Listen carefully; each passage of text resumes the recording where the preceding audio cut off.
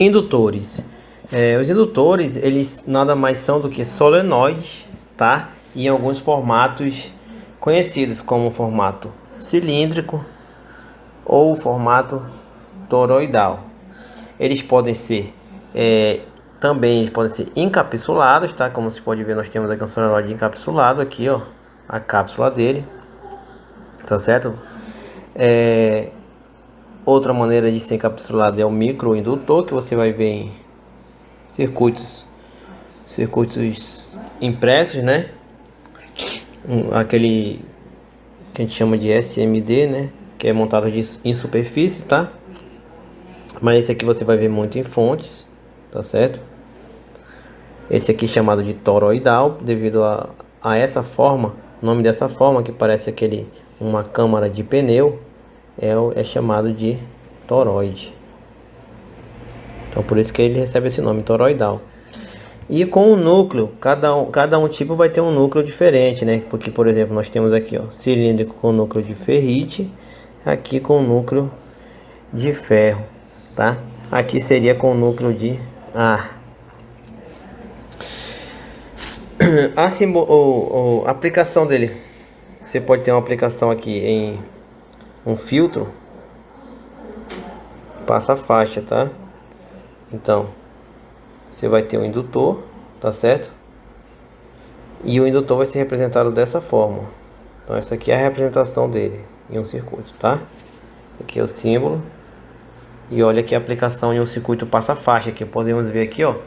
Circuito passa-faixa, ele é capaz de determinar que frequência que o circuito vai receber na entrada, tá certo? Que frequência que ele vai receber na entrada. Que frequência que ele vai aceitar. Então você pode perceber que o circuito passa-faixa ele vai ser usado em sintonia, né, em antenas, certo? Então ele é formado por um capacitor e um indutor, tá? E o resistor na saída. Então esses são os indutores, tá? Então o solenoide é um exemplo de indutor, tá? O que vai mudar vai ser o núcleo dele e a forma dele, que vai mudar o nome dele, tá certo? E a indutância, ela é uma grandeza que está relacionada com a força do campo magnético produzido pela bobina. Quanto mais alto o nível de indutância, maior a força do campo magnético. Esses indutores eles são projetados para estabelecer um forte campo magnético na unidade, ou seja, no comprimento dele. Enquanto que capacitores são projetados para estabelecer um forte campo elétrico. Então, o indutor estabelece um campo magnético na unidade e capacitor estabelece um forte campo elétrico entre as placas, tá? A unidade de indutância é o Henry, tá certo? O Henry. Em homenagem ao físico norte-americano Joseph Henry. Entretanto, a maioria dos indutores está na faixa de mili-Henry ou micro-Henry. Como você pode ver, ó, é muito difícil obter indutores com indutância muito elevada, né? Então, vai estar na faixa de mili, 10 a menos 3 H ou 10 a menos 6 H. Quando a gente está falando de construção do indutor, a gente tem que entender que um Henry, um H, tá? Um H é o nível de indutância que estabelece uma tensão de 1 volt através da bobina, devido a uma variação de corrente de 1 ampere por segundo, tá? Então, ou seja, a gente tem que ter uma variação do fluxo magnético que vai ser provocado pela variação da corrente, tá certo? Matematicamente, a equação da indutância ela pode ser escrita dessa forma, onde o L é a indutância, o μ é a permeabilidade do meio, dada em Weber por ampere metro, então Weber por ampere metro. O N desse N ao quadrado, que esse N ele é o número de espiras do solenoide, então solenoide é formado por N espiras, né? O L é o comprimento dele, tá certo? O L vai ser o comprimento dele. tá? E o A é a área da espira. Então nós temos aqui uma espira, nós temos uma área circular. Então essa área aqui, ó, né, se ela for em formato cilíndrico, essa área é igual a π vezes r ao quadrado, né? Onde r é o raio da espira.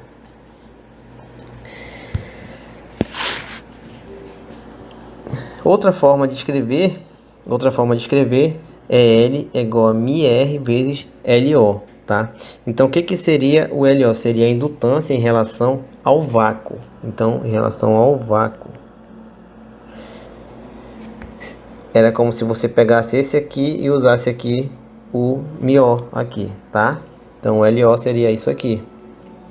E o L vai ser a relação em relação a qualquer outro meio que seja usado, qualquer outro material que seja usado no núcleo do solenoide. Então a gente pode colocar um outro material aqui, ó, que pode ser o ferro, pode ser o ferrite, tá certo? Então esse material, ele vai ter aqui um μr, que é uma permeabilidade magnética relativa. Relativa a quem? Relativa ao vácuo, tá? Aqui eu tenho aqui uma tabela com alguns materiais que podem ser utilizados no núcleo, tá certo? Com suas permeabilidades relativas. Observem: bismuto, água, cobre, ar. Então o ar, quando a gente está falando de ar, a gente está falando que a mesma indutância no vácuo é a mesma indutância no ar. Por isso que é um aqui, ó. Oxigênio, alumínio, cobalto, a gente aumenta. Então se você quer um indutor com uma indutância maior, você pode usar um núcleo de cobalto, ou um núcleo de níquel, ou um núcleo de ferro, tá? Ou dessa liga metálica aqui, que eu não sei pronunciar o nome, mas lendo em português é permalloy. É uma liga composta de 17% de ferro, 14% de molibdênio e 79% de níquel, tá certo? Então essa daqui você vai obter a maior indutância. Vamos ver aqui um exemplo. Considerando a bobina com núcleo de ar na figura. Então aqui a bobina com núcleo de ar, né? Núcleo de ar, o μr é igual a 1, tá certo? μr é igual a 1. Calcule a indutância se um núcleo magnético metálico, se um núcleo magnético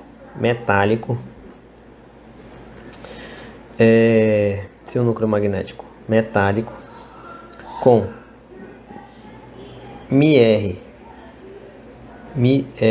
permeabilidade relativa igual a 2000 for inserido na bobina, tá certo? Então primeiramente nós vamos calcular com o ar, tá? Com o ar, calcular o L com A, que é igual ao L com o mesmo do vácuo, né? Depois nós vamos calcular o L com o ferro, certo? Que vai ser igual a μ Fe vezes o LO. Então você calculou esse aqui, ó. Pode calcular a letra B, tá certo? Então a primeira coisa é calcular a área. A área de um círculo de raio R é dada por π r ao quadrado. Porém, se você estiver falando de diâmetro, tá? Lembrando que o diâmetro ele é igual a 2 vezes o raio. Então a área ela vai ser dada por π d ao quadrado sobre 4. Então nós temos aqui a área. Então observe aqui, ó, se nós olharmos a figura, nós temos aqui que o diâmetro, ó, a distância que ele está dando é essa daqui, ó, daqui para cá, né? Então essa distância aqui é qual? Essa distância aqui é qual? Isso aqui é uma maneira de fazer uma cota, né, pessoal? Então aqui, ó, aqui nós temos a espira. Então essa distância aqui é o diâmetro, tá certo? Então esse aqui é o diâmetro.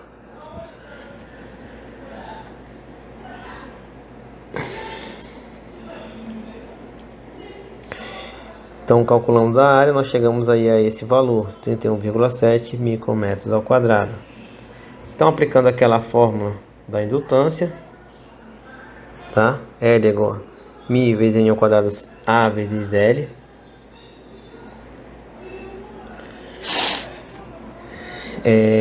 Então o que é isso aqui, ó? Isso aqui é aquele μ lá, tá? Então é esse próprio μ aqui, ó. Esse μ aqui, ó. Esse μ ele sempre vai ser o μr vezes o μo, tá? E o que é o μo? O μo é aquele 4π vezes 10 a menos 7, que nós já vimos. E o mr você vai pegar aqui na tabela, tá certo? Você vai pegar aqui na tabela, vai ver qual é o material e qual é o relativa dele. Com isso você vai calcular a permeabilidade do meio. Então foi isso que ele fez aqui, ó. Multiplicou um pelo outro. O N² é o número de espiras. Então aqui nós temos aqui, ó, 100 espiras. O A é a área que a gente acabou de calcular. E o L é o comprimento. O L é o comprimento. Olhando aqui, nós temos aqui, ó, o L igual a 25,4 vezes 10 a menos 3 metros, né? 5,4 vezes 10 a menos 3 metros. Com isso nós vamos obter, fazendo essa conta aqui, ó, botando todos os valores aqui, nós vamos obter 15,68 microhenry. Micro H, tá? Então a indutância vai ser 15,68 micro H. Na letra B nós podemos pegar esse valor e multiplicar pela permeabilidade relativa. Ele está dizendo que se o núcleo de ferro com permeabilidade de 2000 for inserido na bobina, então se a gente inserir aqui, ó, um núcleo de ferro, nós vamos multiplicar a permeabilidade dela em relação ao A por 2000, que é o que está sendo feito aqui, ó, 2000 vezes esse valor, tá? Então esse valor entrou aqui e aqui nós temos o 2000, chegando aí em 31,36 mH, ou seja, um aumento aqui de 2000 vezes. Características dos indutores. Assim como os capacitores, os indutores podem ser fixos ou variáveis e também são produzidos em todos os tamanhos e formatos. O tamanho de um indutor é determinado fundamentalmente pelo tipo de construção, pelo núcleo usado e pela especificação de corrente. Então, como vocês viram lá, então o tamanho dele vai depender justamente do núcleo que está sendo utilizado, tá certo? E da área e do comprimento, né, para a gente poder determinar a indutância dele. Aqui nós temos aqui os símbolos, né? Então aqui, ó, o núcleo de A será esse símbolo. O núcleo ferromagnético será esse aqui. O com derivação, ou seja, formando associação de indutores, será esse daqui. E o variável será esse aqui. Sempre os dispositivos variáveis, eles têm essa setinha característica, tá? Que significa variação. Então aqui a gente vai ter aqui uma permeabilidade ajustável, tá certo? Permeabilidade do meio ajustável. Aqui nessa figura abaixo nós temos indutores de 10 micro H e de 1 mH. Eles são aproximadamente do mesmo tamanho, porque um tem o fio mais fino, tá? Então um tem um fio mais fino.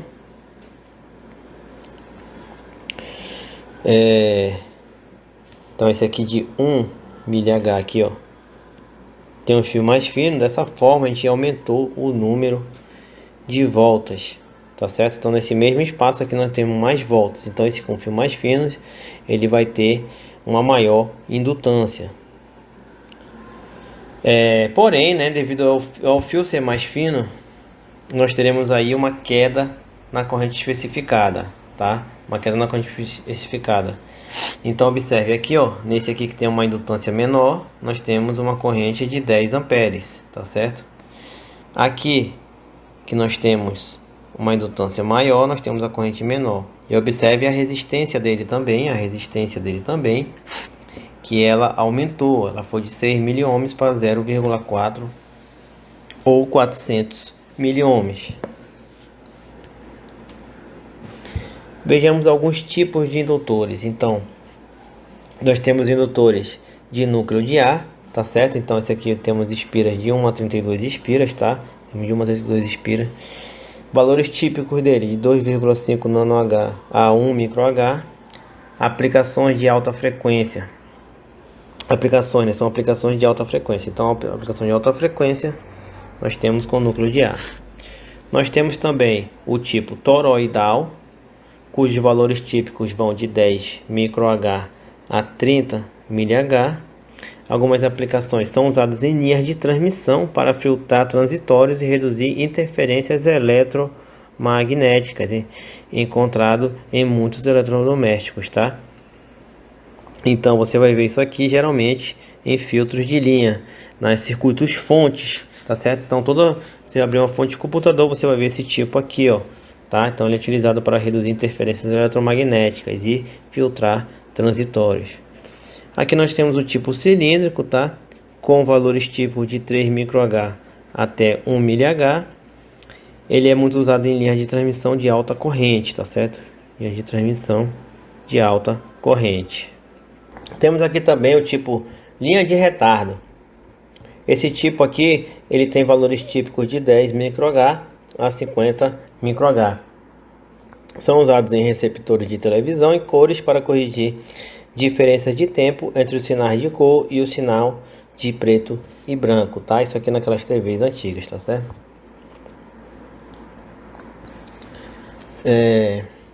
Nós temos o tipo cilíndrico de modo comum, valores de 0,6 mH a 50 mH, usado em filtros de linha, CA, interrupção de suprimento de energia, carregadores de bateria e outros equipamentos eletrônicos. E o RF choques, cujos valores vão de 10 microH a 470 mH. Então, como você pode ver, nós temos uma variação muito grande, né, de 10 microH, que é 0,01 mH a 470. Então, para que seria essa variação muito grande? Seria justamente para fazer utilizar ali receptores de rádio e televisão em circuitos de comunicação, tá? Então, você vai encontrar esse tipo aí em sintonizadores, né, para sintonizar a frequência. Encapsulado, então aqui nós temos um encapsulado, tá? Valores variam de 0,1 microH a 100 mH. É usado em uma grande variedade de circuitos, como osciladores, filtros passa baixa, entre outros. Então ele vai ter aqui, ó, esse aqui é interessante, esse aqui é muito utilizado em circuitos eletrônicos, ele tem aqui um código de cores. É a partir desse código de cores você sabe o valor do indutor. Nós temos o para montagem em superfície, com valores variando de 0,01 microH a 250 microH, tá? Então eles vão ser encontrados em muitos circuitos eletrônicos que exigem componentes em miniatura para que sejam montados em placas de circuito impresso com multicamadas, tá certo? Então, circuitos SMD ou multicamada, você vai encontrar esse tipo aí. E os indutores variáveis, tá? Então os indutores variáveis, eles são usados em circuito RF, né? Fazer transceptores de televisores e rádio, tá certo? Então ele vai ter um método que seja mecânico para modificar o núcleo do elemento, tá? Ou a quantidade de espiras da bobina, variando assim a indutância. Quanto à rotulação dos indutores, frequentemente os valores são impressos nos rótulos dos indutores, então o indutor vai ter lá o valor impresso. Quando não houver rotulação e somente uma nomenclatura, siga o espaço. Então, quando não tiver rotulação e tiver outra nomenclatura, vamos seguir esse espaço aqui, ó. Considere sempre o valor da indutância em micro H, tá? Então você já considera, não tem rotulação, você já considera ele em micro H, tá certo?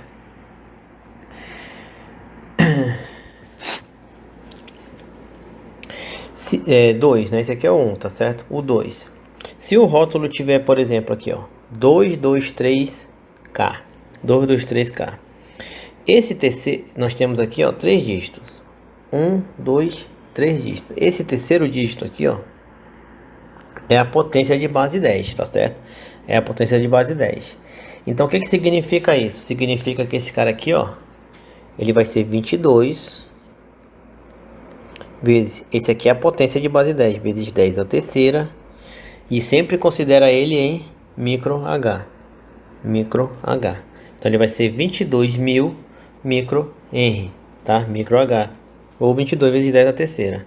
Então o que vai vir escrito no indutor? Vai vir escrito isso aqui, ó, 223K, tá certo? 223K. O K, ele vai representar a tolerância, tá? Então o K ele representa uma tolerância de 10%. Se nós tivermos aí em vez do K a letra J, a tolerância seria de 5%. Ou a letra M, a tolerância seria de 20%, tá? Então aqui nesse caso, como temos o K, aqui nós teremos mais ou menos 10%. Então aqui outro exemplo, ó, 474J, nós teremos 47 vezes 10 elevado à quarta micro H, com tolerância, né, o que dá 470 mil micro H, com tolerância de mais ou menos 5%, tá? Então quando não vir impresso, que geralmente vem, e tiver essa nomenclatura, você vai ter que identificar, tá? A partir desses dados, tá certo? Então o terceiro dígito é a potência a letra que aparecer é K 10%, J 5% e M 20% de tolerância. Já nos casos dos encapsulados, nós temos aqui uma tabela, um código de cores para você descobrir essa indutância. Esse código de cores ele é aplicado diferentemente dependendo se nós estamos trabalhando com indutores menores do que 10 microH ou com indutores maiores do que 10 microH, tá? Então o indutor ele vai ter, você olhando ele, você viu que ele parece até com resistor, né? Então ele vai ter aqui, ó, 1, 2, 3, 4, 5 linhas, tá? A primeira vai ser a linha mais grossa, vai indicar a identificação dele. Então, se ele for um indutor com indutância menor do que 10 microH, você vai utilizar aqui, ó. Ele sempre, qual é a característica dele? Ele sempre vai ter aqui, ó, a terceira linha vai ser ouro, tá? Então, quando a terceira linha for o ouro, nós estamos falando de indutores menores do que 10 microH, tá? Então, você vai olhar aqui, ó. Esse aqui vai ser o primeiro algarismo significativo. Você vai ver aqui, ó, azul. Então o azul ele é o 6, o azul é o 6. Aqui esse ouro significa o ponto decimal, tá? Então você vai botar assim, ó, 6, o ponto decimal, 6 ponto, né? Que aqui pra gente aqui no Brasil a gente usa vírgula, tá? 6, vírgula. E aí o ouro vai estar no meio, significa vírgula. E aqui esse outro vai ser o segundo algarismo significativo, tá certo? Que é o cinza. Então cinza é 8. Então você vai botar aqui 6,8 e aqui já é micro H. Então ele vai ser micro H, tá? Ele vai ser micro H. E esse último aqui, ó, vai ser a tolerância, tá? Tolerância. Nesse caso aqui, ó, o cinza, a tolerância do cinza, ela não tem tolerância. Então quando não tem tolerância, né, nós usaremos mais ou menos 20%, né? Mas nesse caso aqui ele botou 10, então significa que esse aqui não é o cinza, esse aqui é o prata, tá, pessoal? Então esse aqui é o prata. Então por que é o prata? Porque o prata ele tem uma tolerância de mais ou menos 10, tá? Então aqui nesse desenho aqui tá difícil de ver por causa das cores, certo? Mas na prática lá no componente a cor vai estar impressa direitinho para você observar a tabela, tá? E se os valores forem maiores do que 10 microH, né? Maiores ou iguais a 10 microH. Então nós não teremos o ouro aqui no meio, tá? Não teremos o ouro aqui no meio. Então veremos esse aqui, ó. Então aqui identificador, né? Você começa a ler agora a partir do próximo dígito. Aqui nós temos o vermelho que é o 2. Depois do vermelho nós temos aqui o segundo algarismo significativo, que é o violeta é o 7. E aqui nós temos o marrom, o terceiro é chamado de multiplicador, tá? O multiplicador, então o multiplicador marrom, ele é 10. Então aqui nós temos 27 vezes 10 e a unidade já é micro H. tá? Então 27 vezes 10 dá 270 microH. E esse último algarismo aqui, ele é o ouro, e ele significa a tolerância, né? Então o ouro, a tolerância é mais ou menos 5%, tá? Mais ou menos 5%. Outra maneira de se obter o valor do indutor é utilizando o medidor digital de indutância. A figura ao lado mostra aqui um medidor LCR da Riccati, tá? O que é o medidor LCR? Ele mede capacitância, mede resistência e mede indutâncias, tá? Ele mede indutâncias, tá certo? Ele mede indutâncias, ele mede capacitância e ele mede resistência, tá certo? E se você não tiver o medidor, o LCR, você pode usar com um multímetro. É possível saber se o indutor está com defeito, tá? Apenas colocando na escala de medição de curto e verificando se o mesmo está em curto. Ele deve apresentar uma resistência baixa e também não nula, pois estará aberto, tá? Então ele não pode estar em curto, ele tem que apresentar uma resistência bem baixa. E ele não pode estar aberto também, tá certo? Então assim que você vai identificar com um multímetro, com um ohmímetro, né? Se ele tá ok. Mas o ideal é que você tenha lá o LCR, tá? Para medir a indutância. Ou se for preciso, você saiba ler a indicação dele, né? Agora vamos estudar a tensão induzida pelo indutor.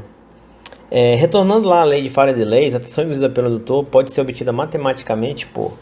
Então essa daqui é a relação matemática da obtenção da tensão induzida pelo indutor, tá? Observe que você tem que entender aqui que ela está relacionada com variação de corrente, tá certo? Variação de corrente e com variação de tempo. Variação de tempo. Ela é comumente expressa, né? Você pode ver que o limite para ΔT tendendo a zero em termos de equações diferenciais, tá?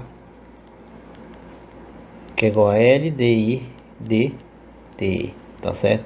Então é assim que nós obtemos os transitórios para a tensão nos circuitos com indutores, tá certo? É pela solução dessa equação diferencial, tá? Então a tensão do indutor não é determinada somente pelo valor da variação da corrente através do indutor, ΔI, mas também pela taxa de variação da corrente do indutor, ou seja, ΔI sobre ΔT, tá? Então isso é muito importante entender que há essa variação, essa taxa de variação da corrente, tá certo? Nós não vamos entrar em detalhes na resolução dessas equações diferenciais, até porque nesse curso de vocês não tem aulas de cálculo diferencial. Porém, nós vamos entender o conceito, tá? O conceito necessário, o conceito e algumas fórmulas simples, tá certo? Nas fórmulas, por exemplo, nós vamos estudar os transitórios do indutor, tá? Para o circuito R e L, tá certo? Então é importante entender o conceito, né? O conceito. Então vamos lá. Então para esse circuito RL, nós temos aqui uma tensão, circuito RL contínuo, tá? Então lembrando que até agora no curso estamos estudando apenas corrente contínua, né? Já sabemos o que é corrente alternada, porém nós teremos aí um próximo capítulo vai tratar justamente dessa parte aí desses componentes em corrente alternada, tá certo? Então em corrente contínua aqui, né? Um circuito, imagine esse circuito com essa chave, tá? Com um resistor. Em cima do resistor nós temos a tensão VR com o indutor, tá certo? Atravessando o indutor nós temos a corrente IL, tá? E caindo tensão em cima dele nós temos VL.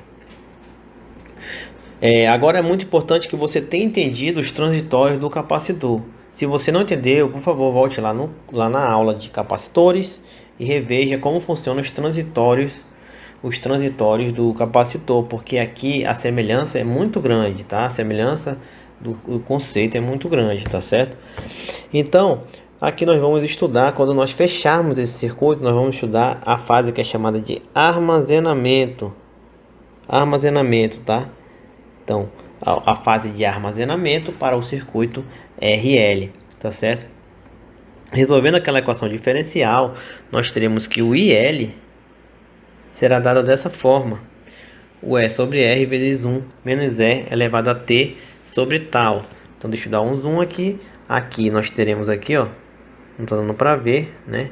Aqui é E elevado a menos T. Aqui é E da menos T dividido por tal, tá? E quem é o tal? O tal é a constante de tempo para o circuito RL, tá certo? O tal ele vai ser isso aqui, ó. O L, que é a indutância,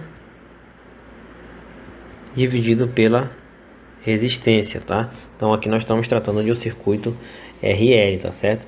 De um circuito RL, tá certo? Então, observe que essa fase é de armazenamento, tá? Então o campo magnético ele vai ser armazenado na bobina, armazenado da bobina. Quanto tempo que vai demorar para ocorrer o armazenamento completo desse campo magnético? Vai demorar 5 constantes de tempo, né? Na prática, em 5 constantes de tempo, a corrente no circuito ela vai ser aproximadamente E sobre R, né? O que significa isso em termos físicos? Significa que quando você ligar essa chave, não haverá corrente circulando nesse circuito indutivo. Não haverá corrente circulando nesse circuito indutivo, tá? Então, quando você ligar, quando o tempo for zero, a corrente é zero, tá? É zero, tá certo? Corrente é zero, né? A corrente IL, né? A corrente IL é zero, tá certo? E quando o tempo for igual a 5 constantes de tempo, lembrando que a constante de tempo é igual a L sobre R, o IL ele vai ser aproximadamente igual ao IM. O que é o IM? O IM é a corrente máxima quando isso aqui é um curto-circuito. Quando isso aqui é um curto-circuito, nós teremos o que? Teremos o E e o R. Qual será a corrente máxima? E sobre R, tá? Então essa é a fase conhecida como fase de armazenamento, tá certo? Na prática, em 5 constantes de tempo, nós temos aí o armazenamento, tá? Nós temos 99,3% do armazenamento concluído, né?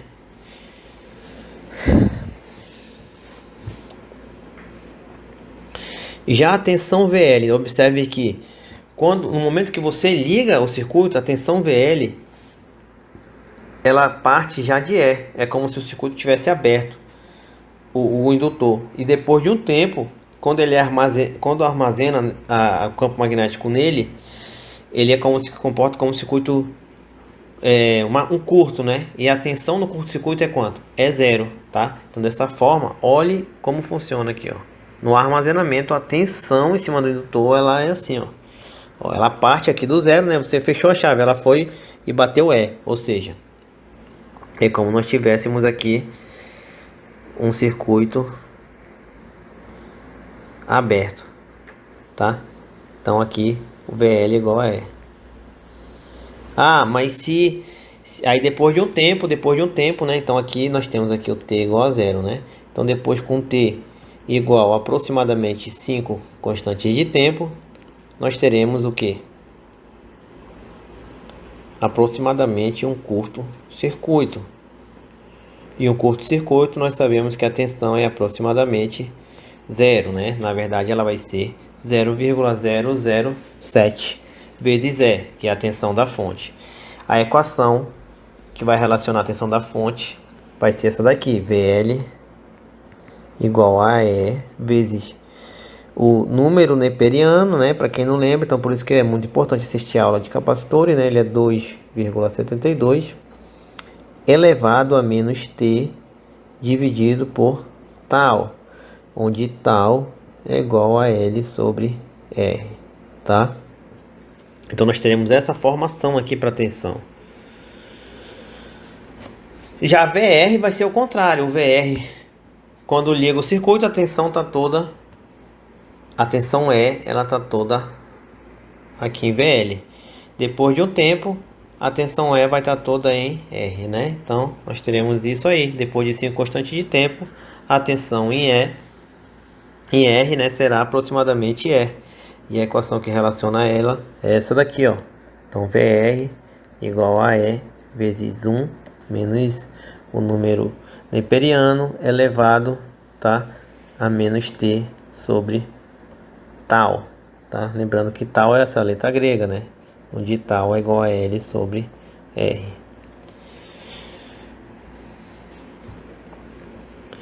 Efeitos de L sobre a corrente. Então observe, aqui nós temos um quadro, onde nós temos aqui, ó, o L3 maior que L2, maior que nós temos 3 indutores. Imagine que vamos deixar o R fixo e vamos ter 3 indutores. O que esse gráfico aqui diz? Que quanto maior a indutância, tá? Quanto maior a indutância, então vamos ver o L3. O L3, a corrente vai subir dessa forma. O L2, a corrente vai subir dessa forma.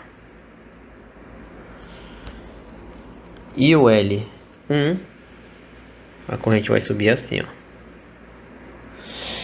Então, o maior aqui é o L3, tá? O maior é o L3. Se o maior é o L3, e o gráfico dele é esse daqui, ó, L3 é o maior. Então, você pode perceber que quanto maior a indutância, maior será o tempo transitório de armazenamento, tá? Armazenamento. Então, por que isso? Porque o tal é igual a L sobre R. Igual a L sobre R. Então, quanto maior o L, maior o tal, tá? Ou seja, são duas grandezas diretamente proporcionais. Vejamos aqui um exemplo. Determine as expressões matemáticas para o comportamento transitório de L para o circuito na figura a seguir, considerando que a chave foi fechada em T igual a 0. Esboce as curvas resultantes. Então está aqui o circuito, nós temos aqui uma fonte de 50 volts, nós temos um resistor de 2000 ohms e nós temos um indutor de 4H, né? Aplicando todas aquelas equações que nós já estudamos, primeiramente calculamos aqui a constante de tempo, tá certo? Que vai ser 4H sobre 2K, né? Que vai ser igual a 2 milissegundos, tá? 2 milissegundos. Aqui o K, né? Para você fazer essa conta, você substitui ele por 10 a terceira, tá? Só para lembrar. Nós temos aí, ó, a corrente máxima, que é igual ao E sobre R. Então é só dividir novamente. Nós temos 25 miliamperes. E aí montamos a fórmula. E a fórmula IL igual a IM vezes 1 menos E elevado a menos T sobre tal, parênteses. E esse tal aqui, ele vai ser dado aqui em milissegundos, tá? Para a gente poder fazer um gráfico usando o tempo em milissegundos, tá certo? Dessa forma, substituindo os valores, nós chegamos aqui, ó, essa equação, tá? Então, se você montar o gráfico dessa equação, você vai partir do zero, vai pegar aqui o valor máximo e você vai fazer isso aqui, ó. Isso aqui é uma curva exponencial. Quando chegar em 5 constantes de tempo, você vai ter aproximadamente a corrente máxima circulando no circuito, tá?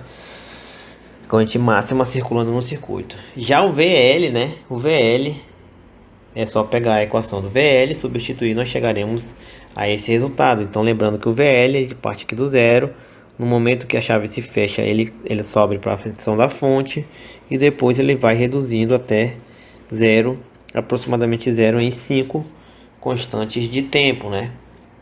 O que daria 10 milissegundos, né? 10 milissegundos. Então, primeira constante de tempo 2 milissegundos, segunda constante de tempo 4 milissegundos, 6 milissegundos, 8 milissegundos e 10 milissegundos. Então, vamos supor agora que o circuito não parta de valores iniciais igual a zero, que ele tem alguns valores iniciais. Então, da mesma maneira que vimos em capacitores, por isso que é muito importante voltar na aula de capacitores e entender os transitórios dos capacitores, a fase de carga e de descarga, A gente pode estabelecer uma equação aqui geral, tá? Considerando aí uma corrente inicial, tá certo? Uma corrente inicial no indutor diferente de zero no momento do fechamento da chave.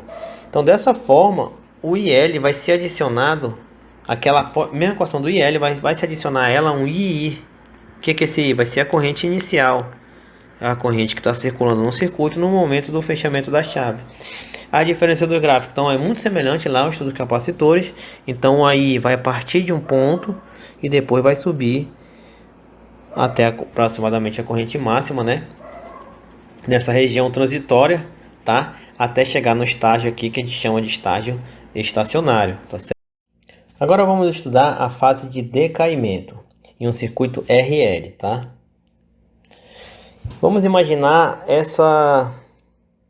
a construção desse esquema abaixo, onde nós temos a fonte, nós temos aqui o R1, o indutor, o R2 e nós temos aqui uma chave, tá certo? No momento de carga, tá? Então, no momento de carga, nós temos aqui a chave fechada. Então, no momento que a chave ela é fechada, nós temos a carga, né? Nós temos esse circuito carregando aqui o indutor, tá certo? Nós temos esse circuito carregando o indutor, tá?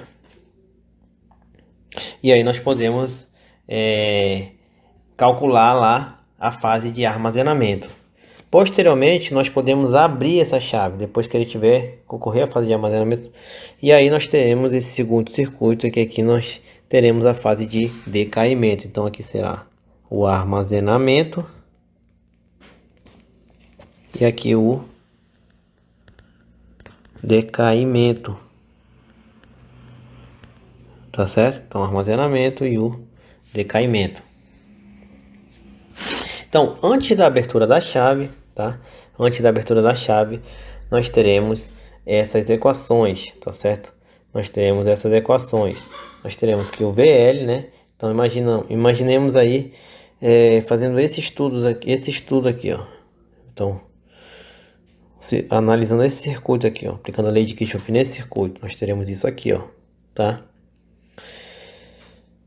E o que será chamado de carga aberta, tá? Carga aberta.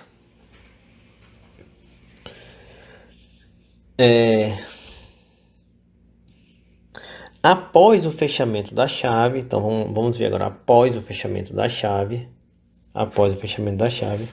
nós teremos isso aqui, ó, tá? Dessa forma, a tensão induzida decairá de uma forma exponencial, porém negativamente, tá? Então, negativamente. Então, nós teremos isso aqui, ó. O VL igual menos o VI vezes E elevado a menos T sobre tal linha, onde tal linha é a constante de tempo para o decaimento, tá certo? A constante de tempo para o decaimento aqui, ela será o L dividido pela resistência equivalente, que será L dividido por R1 mais R2. Então a corrente ela vai decair de um máximo, tá? Então o máximo é E sobre R1. Então isso aqui é a corrente inicial para uma corrente final igual a zero. Uma corrente final igual a zero. Dessa forma, nós teremos aqui, ó, aquela equação considerando que há uma corrente inicial, tá? Aquela equação considerando que há uma corrente inicial.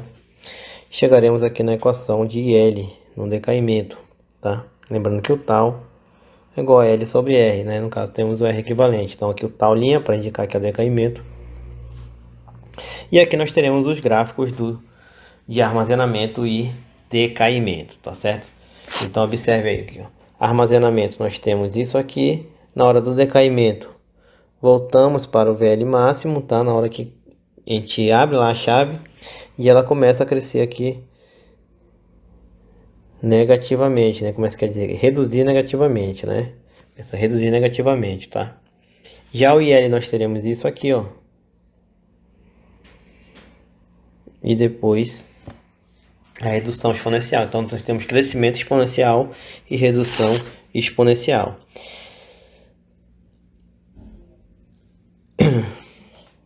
O VR1 nós temos a tensão em volts subindo dessa forma. E o VR2 nós temos aqui, ó, o E. E depois a diminuição negativa, né? Então observe aqui, ó, que o R2, enquanto a chave está fechada, a tensão que cai em cima do R2 é igual a E, ó. Então por isso que nós temos aquela parte constante. Depois, quando você abre a chave, depois do armazenamento, a tensão vai inverter a polaridade, porque quem vai fornecer para ele agora é o indutor. Dessa forma nós teremos aquele gráfico assim, ó.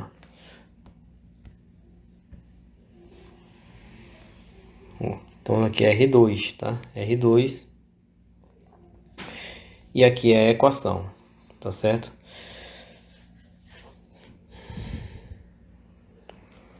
Vamos aqui a um exemplo. Ao resistor R2 foi acrescentado ao circuito visto na figura ao lado. Então observe que nós temos aqui o mesmo circuito, tá? Temos o R2 aqui, o R1 aqui, o L e a chave, o S.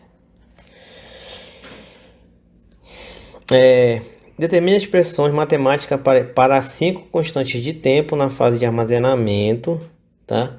Depois ele quer a mesma coisa para a fase de decaimento, tá? Decaimento. Aqui tá armazenamento, mas aqui é decaimento. E depois esboce os gráficos dos dois juntos, tá certo? Dos dois juntos. Então, ele quer armazenamento, decaimento e esboçar os gráficos. Então, na fase de armazenamento, tá? Então a gente pode pegar lá o exemplo anterior que a gente acabou de fazer e pegar os mesmos valores. Então o armazenamento é igual, não mudou nada, tá? Já na letra B, nós vamos pegar essas equações que acabaram de ser descritas aqui, tá certo? Então vamos lá. Então IL,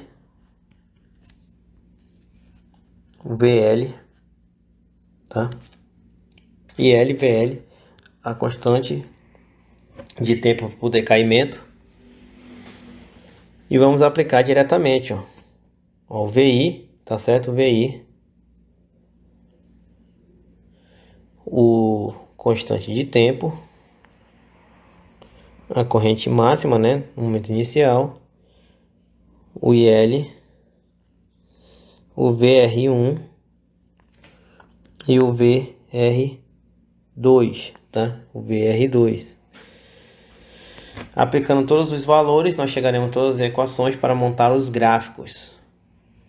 E esses serão os gráficos, tá? Então esses serão os gráficos. Então observe que tem muita semelhança do que acabou de ser explicado. Tem muita semelhança com o que acabou de ser explicado, tá? Então o mais importante sobre indutores é entender o conceito por trás, tá? Então os indutores em corrente contínua, eles também têm a fase de armazenamento, eles têm a fase de decaimento, né? Eles têm uma certa funcionamento ali parecido com capacitores, tá certo? Então o capacitor também ele não muda instantaneamente, né? Então de forma que nós temos aqui algumas observações, né?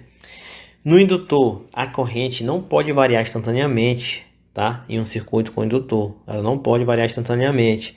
Você não vai ligar a chave, ela vai variar. Você viu lá, quando você ligar a chave, ela vai mudar. Ela vai ser zero a corrente depois de um tempo, que é a fase de armazenamento, que você terá uma corrente. A fase de armazenamento passou e as condições de estado estacionário foram estabelecidas. Estado estacionário é quando? É quando a gente passa 5 constantes de tempo.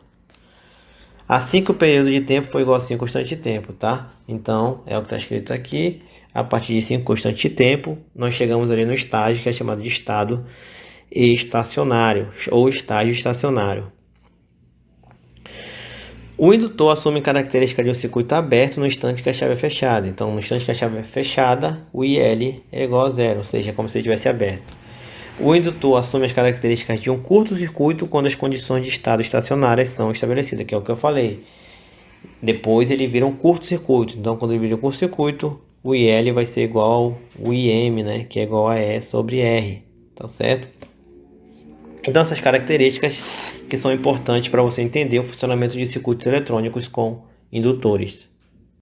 Associação de indutores. Então, os indutores, assim como os capacitores e os resistores, eles também podem ser associados.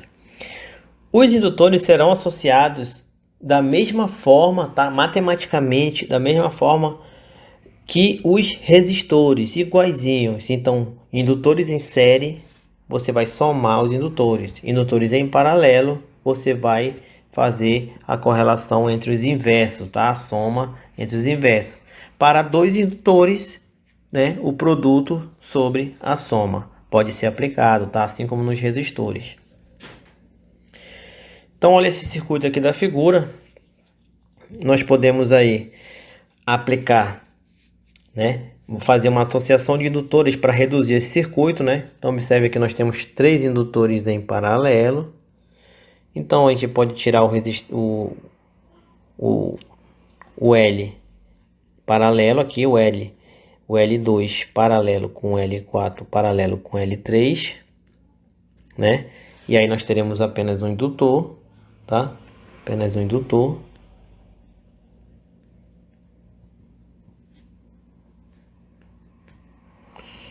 Nós temos o L1 e esse aqui, o L2 paralelo com o L4 paralelo com o L3, né?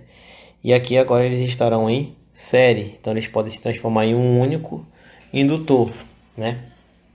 Então, resolvendo essa conta aí, que vocês a essa altura do curso já sabem resolver perfeitamente, né? Resolver série paralelo, fazer essa soma, fazer essas operações matemáticas, nós chegaremos aí a um L total de 1,01H.